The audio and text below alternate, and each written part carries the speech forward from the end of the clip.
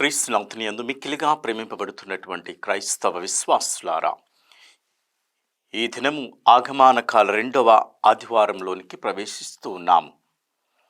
దేవుని యొక్క రాకడ, దేవుని యొక్క క్రీస్తు జన్మాన్ని గురించి తల్లి అనేటువంటి తిరుసభ మనలందరినీ కూడా అనేక విధాలుగా తయారు చేస్తుంది. ఈరోజు వాక్యాలను మనం చూసినట్లయితే, రాక అనేటటువంటి అంశాన్ని మనం చూసిన ప్రస్తుత కాలంలో అనేకమైనటువంటి యుద్ధాలు, దేశాల మధ్య యుద్ధాలు, శాంతి ఒప్పందాలు లేకపోవటం, ఇంకో ప్రక్కన చూసినట్లయితే మరి దెబ్బతింటున్నటువంటి ప్రకృతి, పర్యావరణం, ఇవన్నీ కూడా మనం చూస్తూ ఉంటాం.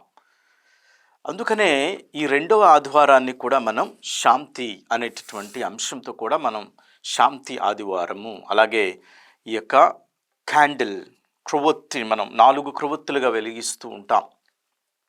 మొదటిది కూడా నమ్మిక, క్యాండిల్ ఆఫ్ హోప్ అని పిలుస్తూ ఉంటాం. ఈ 2వ ఆదివారాన్ని కూడా మరి మనం క్యాండిల్ ఆఫ్ పీస్. అందుకనే ఈ యొక్క యుద్ధాలు జరుగుతున్నటువంటి మన ప్రపంచంలో శాంతి కోసం ఈ ఆదివారం ప్రత్యేక విధంగా మనం ప్రార్థన చేయాలి. మరి పట్టణాలను మనం ఒకసారి క్షుణ్ణంగా పరిశీలించినట్లయితే, యెషయా గ్రంథాన్ని మనం చదువుకుంటూ ఉన్నాం. 11వ అధ్యాయము 1వ వచనం నుంచి 10వ వచనం వరకు. అంటే ఇక్కడ ఈసాయి మొద్దు నుండి ఒక పిలక పుట్టును అని వాక్యం మొదలవుతూ ఉంది. అంటే ఆ వేరు నుండి ఒక కొమ్మ ఎదుగును అని ఈనాడు వాక్యము చక్కగా తేటతెల్లం చేస్తుంది. అంటే ఇక్కడ ఈసాయి ఎవరు? దావీదు మహారాజును కన్నటువంటి తండ్రి మనం చూస్తూ ఉంటాం. రూతు గ్రంథములో 4వ అధ్యాయం 22, అలాగే 1 సమూయేలులో 16:1 వచనంలో మనం చూస్తూ ఉంటాం. అంటే ఇక్కడ దావీదు ఇజ్రాయెల్ను పరిపాలించినటువంటి 2వ రాజుగా మనం చూస్తూ ఉంటాం. అంటే ఈ దావీదు రాజు మరియు అతని వంశస్థులందరూ కూడా ఇజ్రాయేలు రాజ్యాన్ని దాదాపుగా 500 సంవత్సరాలు కూడా పరిపాలిస్తూనే ఉంటూ ఉంటారు. అయితే ఆ రాజ్యంలో జరుగుతున్నటువంటి కొన్ని దేవుని చిత్తానుప్రకారముగా వెళ్ళలేనటువంటి పరిస్థితుల్లో క్రీస్తు పూర్వము 587 సంవత్సరంలో బబిలోనియా సేనలు దండెత్తి ఇజ్రాయేలు రాజ్యాన్ని అంతము చేశారు. ఇజ్రాయేలులో ఆ దేవాలయాన్ని కోల్పోయారు. సర్వం కోల్పోయినటువంటి సందర్భాల్ని మనం చూస్తూ ఉంటున్నాం. అందుకనే మరి సర్వాన్ని కోల్పోయినటువంటి సమయంలో ఒక కొత్తగా ఉద్భవించబోయేటటువంటి, ఒక చిగురించబోయేటటువంటి ఆశను ఇక్కడ మనం యెషయా గ్రంథంలో మనం చూస్తూ ఉంటాం. ఇక్కడ ప్రవచనాలలో దాదాపుగా యెషయా గ్రంథం మొదటి భాగాలలో కూడా, చివరి భాగాలలో, మొదటి భాగంలో చివరి అంశాల్లో మనం చూస్తే ప్రవచనాలు, హెచ్చరికలు కూడా జారీ చేస్తూ ఉంటాడు దేవుడు ప్రవక్తల ద్వారా.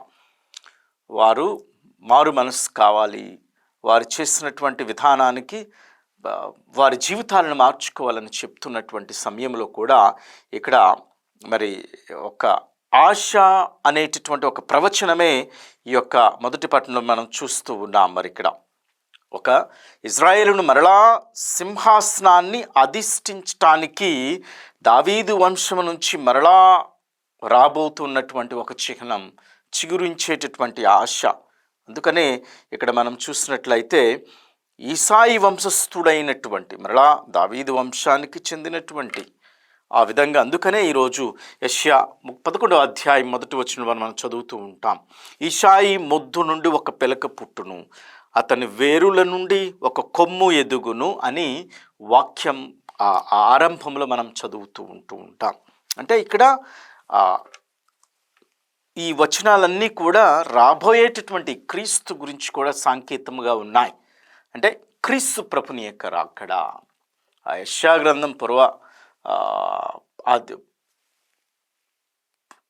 పాత నిబంధనలో మనం చూసినట్లయితే అనేక విధాలుగా క్రీస్తు రాకడ కోసం కూడా మనకి మార్గాన్ని చూపిస్తూ ఉంటాయి. మరి ముఖ్యంగా యెషయా గ్రంథంలో, అలాగే 7వ అధ్యాయంలో, యెషయా గ్రంథం 11వ అధ్యాయంలో అనేక భాగాలలో కూడా చక్కరైనటువంటి వాక్యాలు క్రీస్తు రాకడ కోసం సంసిద్ధం చేస్తూ ఉన్నాయి. అంటే ఇక్కడ తల్లి అనేటువంటి తిరుసభ, మనం ఇప్పుడు నివసిస్తున్నటువంటి మనందరం కూడా రాబోయేటటువంటి క్రీస్తు రాకడ, అనగా ఆయన 2వ రాకడ కోసం ఈ తిరుసభ ఎంతవరకు సిద్ధముగా ఉంది అనేటటువంటిది కూడా మనం ఆత్మ పరిశీలన చేసుకోవాలి. అలాగే రెండో పట్టణంలో మనం చూసినట్లయితే ఇక్కడ పునీత పౌలు గారు మరి రోమీలకు రాయబడినటువంటి లేఖ 15వ అధ్యాయాన్ని మనం చూసినట్లయితే 2 అంశాలు ముఖ్యంగా చెప్తూ ఉన్నాడు. అంటే క్రైస్తవ జీవితంలో పవిత్ర వాక్యానికి, గ్రంథానికి ఉన్నటువంటి ప్రాధాన్యత.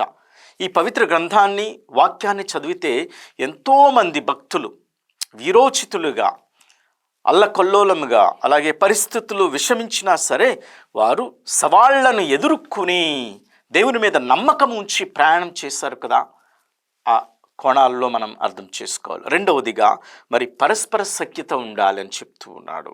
సామరస్యం కోసం, శాంతి కోసం, అలాగే విచక్షణ లేకోకుండా, విభేదాలు లేకుండా, వర్గ విభేదాలు లేకుండా, భాష విభేదాలు లేకుండా, ప్రాంతీయ విభేదాలు లేకుండా, సంస్కృతులకు విభేదాలు లేకుండా అందరూ కూడా మరి సమానముగా దేవుని యొక్క ప్రేమను పంచుకోవాలి, దేవుని సన్నిధిలో నివసించాలని పౌలు గారు చక్కగా చెప్తూ ఉన్నారు. అలాగే ఈరోజు సువిశేషం కూడా మనం చూసినట్లయితే మరి బప్తిస్మ యోహాను గారు ఆ పరిసయ్యులను, సద్దుకయ్యులను ఇదిగో సర్పసంతానమా హృదయ పరివర్తన చెందండి అనేటటువంటి ఘాటైనటువంటి మాటలు, ఘాటైనటువంటి పదజాలాలతో వారిని హెచ్చరిస్తున్నటువంటి సన్నివేశాన్ని మనం చూస్తూ ఉన్నాం. కనుక ఈ పరివర్తన, అందుకనే ఈ ఆగమన కాలంలో అంటే మనకి 4 ఆదివారాలు కూడా క్రిస్మస్ పండుగను జరుపుకోవటానికి, క్రీస్తు జన్మించినటువంటి విషయాన్ని జరుపుకోవటానికి మనకు ఎంతగానో సహాయపడుతూ ఉన్నాయి.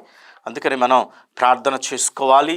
ఈ యొక్క రాబోయేటటువంటి దేవుని యొక్క అంశాలలో మనం చలాకీగా ఉండాలి. ఏ విధంగా అయితే బప్తిస్మ యోహాను క్రీస్తు ప్రభువుకి మార్గాన్ని తయారు చేస్తూ ఉన్నాడు, అలాగే మన జీవితాలకు కూడా మనం మరి క్రీస్తు ప్రభుని యొక్క వాక్యము మార్గముగా ఉంటూ ఉంది. కనుక ఈరోజు బప్తిస్మ యోహాను గారు ఆయన క్రీస్తు ప్రభుని యొక్క 2వ రాకడను గురించి కూడా మనకు హెచ్చరిస్తూ ఉన్నాడు. రాబోయేటటువంటి క్రీస్తు ప్రభు కోసం కూడా ఆయన వాక్యాలు మనకు ఉపయోగపడుతూ ఉన్నాయి. ఆయన అప్పుడు అలనాడు సద్దుకయ్యులను, పరిసయ్యులను హెచ్చరిస్తే ఈనాడు అదే వాక్యాలు కూడా మనల్ని కూడా హెచ్చరిస్తూ ఉన్నాయి. మనం కూడా సంసిద్ధత, పరివర్తన చెంది పరిపూర్ణమైనటువంటి ఫలాలు, మంచి ఫలాలను మనకు సంఘానికి అందించగలగాలి. ఎందుకంటే ఈ సంవత్సరం కూడా మనందరం కూడా జూబిలీ సంవత్సరంలో ఉన్నాం.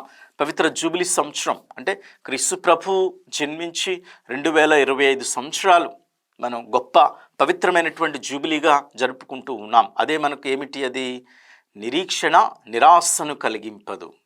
నిరీక్షణ నిరాశను కలిగింపదు. మొదటి ఆదివారం అంశం కూడా నిరీక్షణ, నమ్మిక.